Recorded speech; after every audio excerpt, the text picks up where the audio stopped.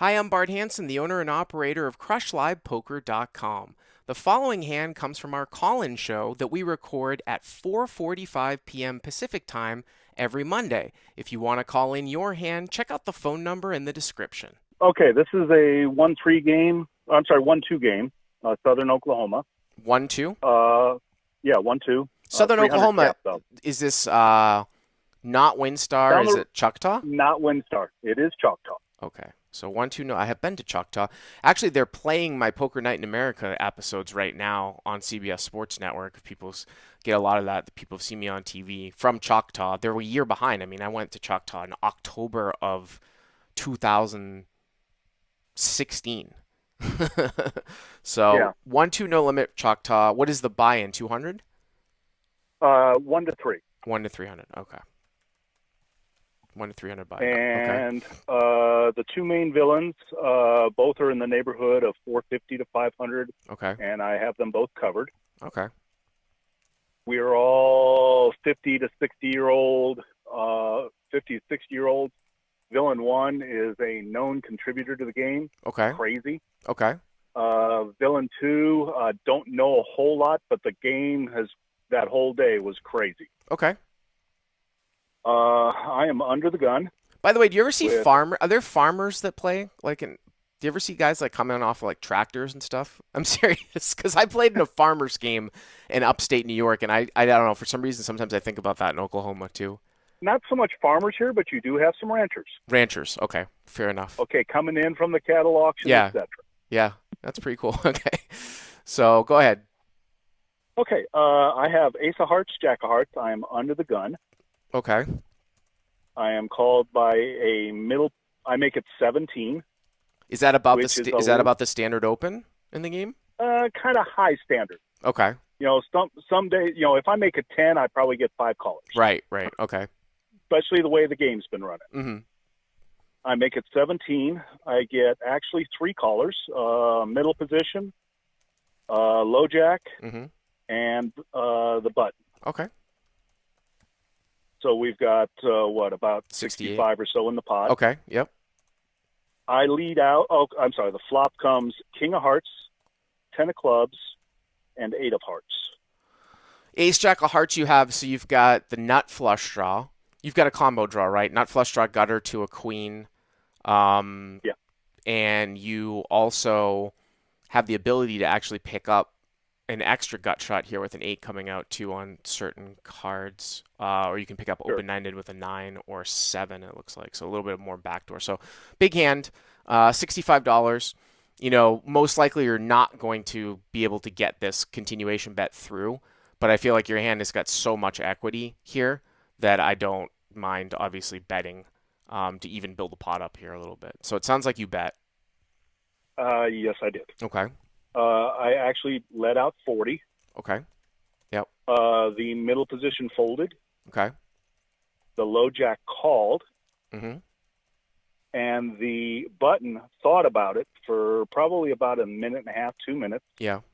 And makes it 150. So the button makes it 150.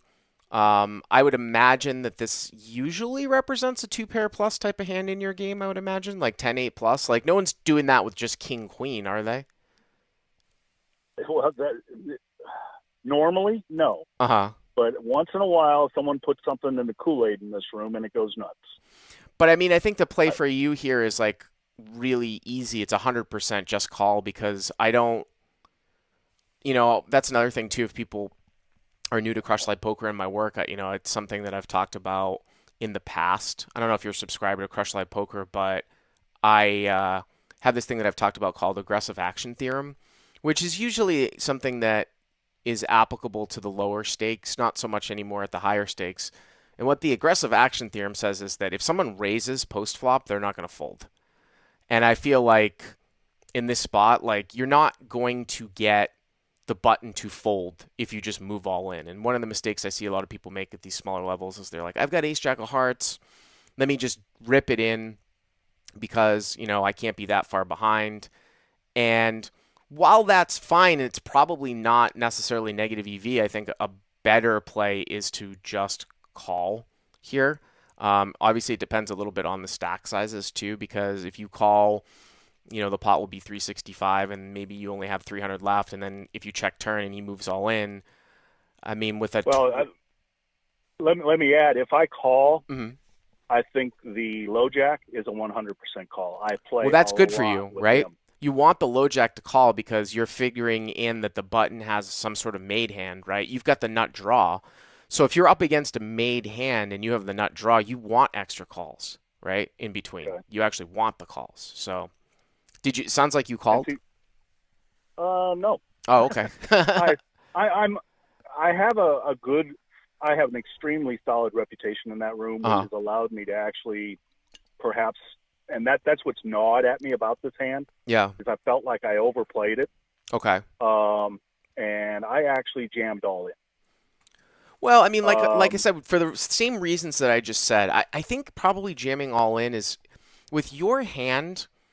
It probably can't be that bad, but I do think that calling is a little bit more is a better play, especially with what you just said that because you get that extra dead money from the low jack. Um, so I think calling would be a better play. I just now if you tell me that the button has a raise fold button where like he could make it to 150 and you got him to fold, then great. Then maybe raising all in is the best play. But on paper here, I just I would find it very hard to believe that the button is going to raise fold you when he's raising on the flop after you, the under the gun raiser, continuation bet this board. You know what I mhm. mean? Yeah, no, I get it. I Yeah. totally get it. Like I said, I felt like I let my reputation get a hold of my ego there, Yeah. and I thought I'd make them both go away. Uh-huh. Well, as played, like I said, I jammed it. Yep. The low jack folded Okay. after much thought about it, Mhm. and then the button actually went in the tank. Really? Wow. And yes, Yeah. he told yeah, which I was really happy not to get a snap call. Yeah. But he went in the tank and then eventually did call. Uh-huh. The turn was my salvation. The turn was the nine of hearts. Now wait a minute. Let me just before you even get to what the river. Well, it sounds like you made the term, but I'm trying to think of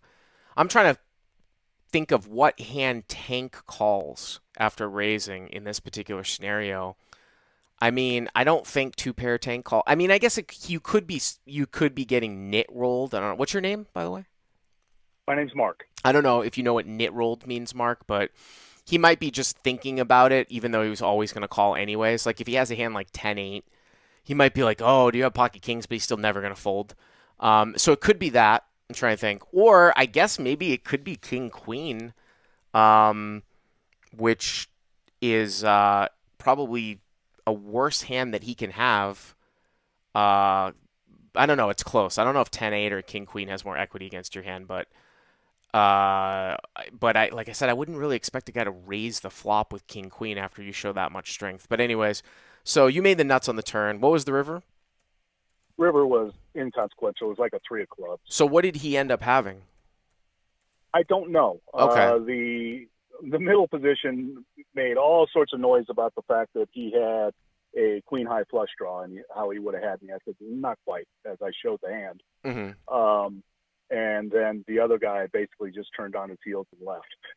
So you think that the low jack had a flush draw too, in between? Oh, the low jack absolutely had a flush draw. Okay, so you can see how. I mean, listen. I mean, the thing about that though is that so he had 10x of hearts. You said queen 10 of hearts. So the thing about that though is that I mean, it's not. It's a little more added value that you might be able to overflush somebody, but I mean, you have to think about the chances that someone else also has a flush draw and the heart comes in on the turn is very unlikely. Like the planets have to sort of align, but it is one of the